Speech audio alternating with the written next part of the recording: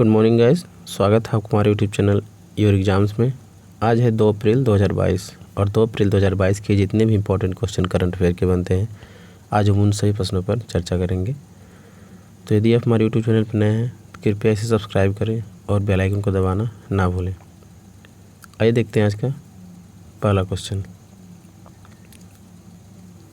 हाल ही में किस राज्य सरकार ने कैदियों के लिए व्यक्तिगत ऋण देने की योजना शुरू की है?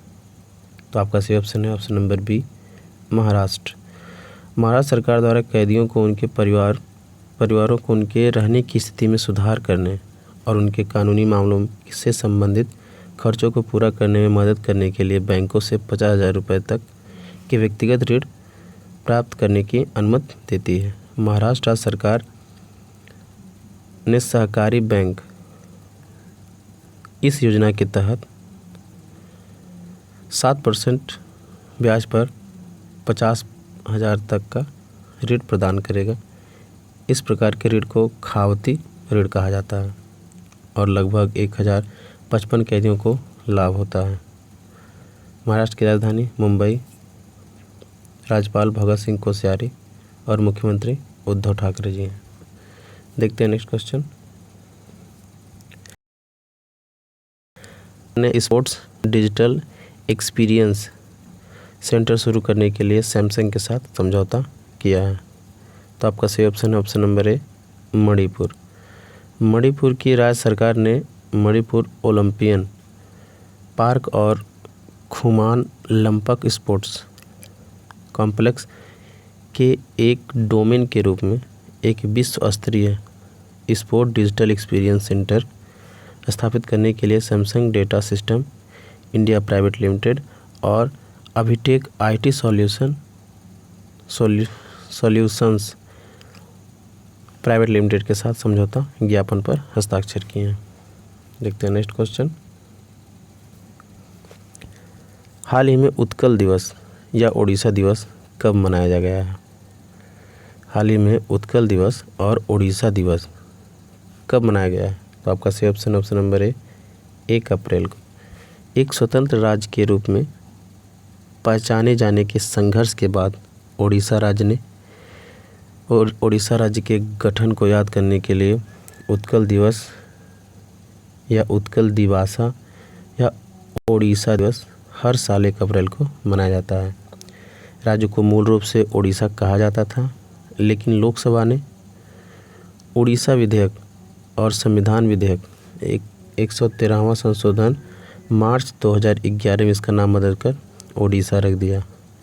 ओडिशा की राजधानी भुवनेश्वर, राज्यपाल गणेशी लाल, मुख्यमंत्री नवीन पटनायक और 1 अप्रैल को ही भारतीय रिजर्व बैंक की स्थापना दिवस मनाया जाता है।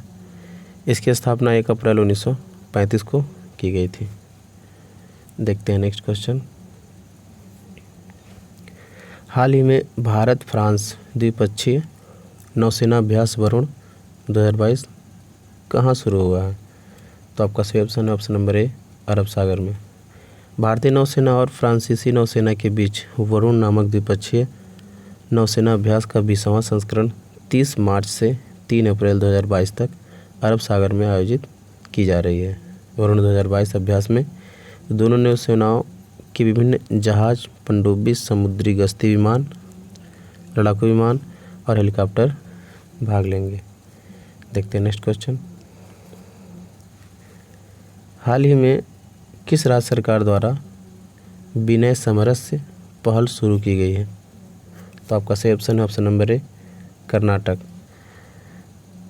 बसवराज बोम्मई सरकार ने राज्य की ग्राम पंचायतों में जाति पूर्वाहक के खिलाफ जन जागरूकता अभियान के रूप में विनय सामरस्य योजना की घोषणा की। इसे औपचारिक रूप से 14 अप्रैल को डॉक्टर भीमराव अंबेडकर की जयंती पर लॉन्च किया जाएगा। इस योजना को मनाने की कहानी जानते हैं।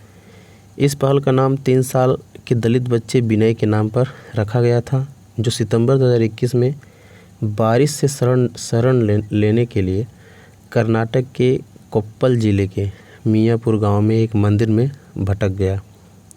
गांव के बुजुर्गों द्वारा 25,000 रुपये का जुर्माना लगाए जाने के बाद से उनके परिवार को और भी अधिक दुश्मनी का सामना करना पड़ा। इस बीच क्षेत्र के 1500 सदस्यों ने मुख्य रूप से गणिगा समूह से दलित परिवार के अपने उत्पीड़न को करने के लिए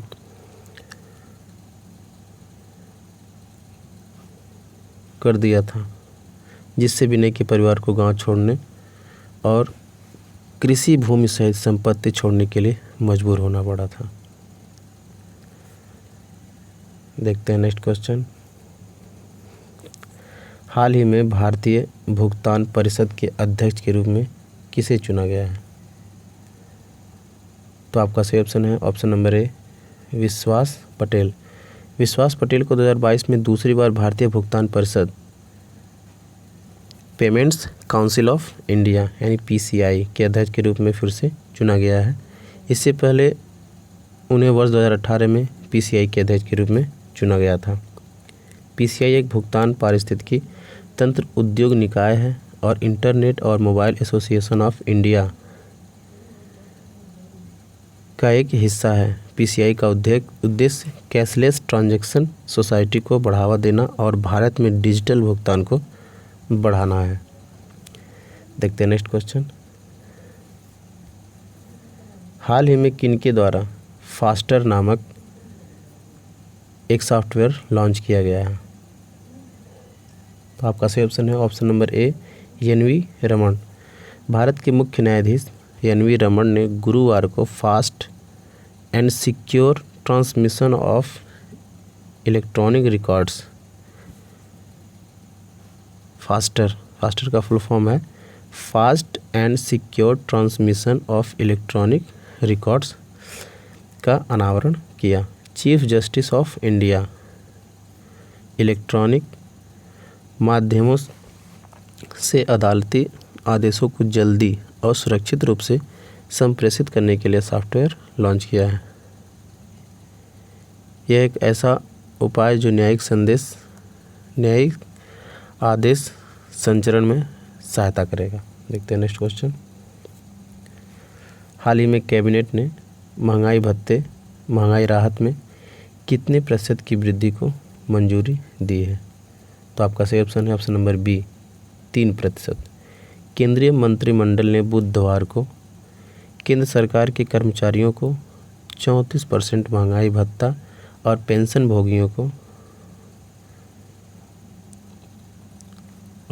भोगियों के लिए महंगाई राहत को मंजूरी दे दी है। महंगाई भत्ते की नई दर अब पहले 31% थी, जिसमें 3% की वृद्धि करने के बाद 34% होगी। देखते हैं नेक्स्ट क्वेश्चन। हाल ही में IPL इतिहास में सबसे ज़्यादा विकेट लेने वाले गेंदबाज कौन है? तो आपका सही ऑप्शन है ऑप्शन नंबर डेविन ब्रावो।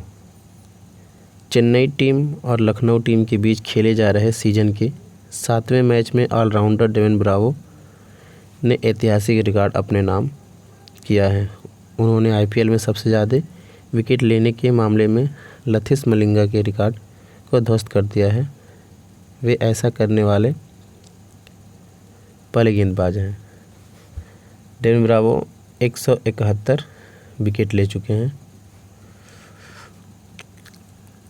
देखते हैं नेक्स्ट क्वेश्चन। हाल ही में किस जनरल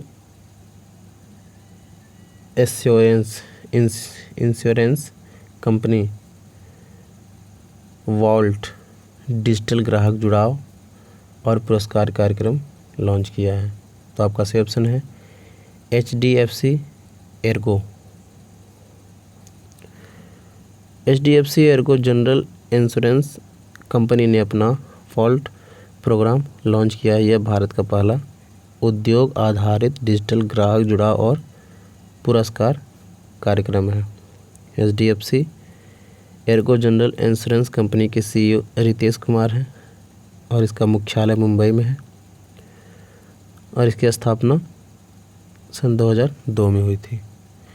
तो ये थे आज के कुछ करंट अफेयर के महत्वपूर्ण क्वेश्चन। उम्मीद करता हूँ वीडियो आपको पसंद आया होगा। यदि आप हमारा वीडियो पसंद आया है तो कृपया इसे लाइक शेयर सब्सक्राइब करें और इस वीडियो का PDF फाइल आप हमारे टेलीग्राम ग्रुप से डाउनलोड कर सकते हैं। इसका लिंक डिस्क्रिप्शन बॉक्स में मैं डाल दूँगा। धन्यवाद।